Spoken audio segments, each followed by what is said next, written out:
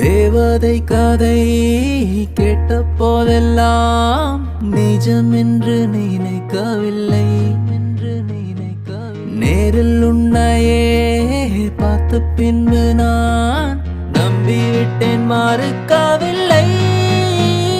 அதிகாலை விடுவதெல்லாம் உன்னை பார்க்கும் மயக்கத்தில்தான்.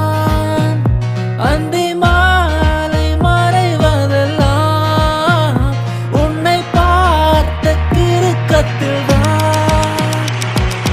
காதல் வைத்து காத்திருந்தேன். காற்றில் உந்தன் குரல் மட்டும்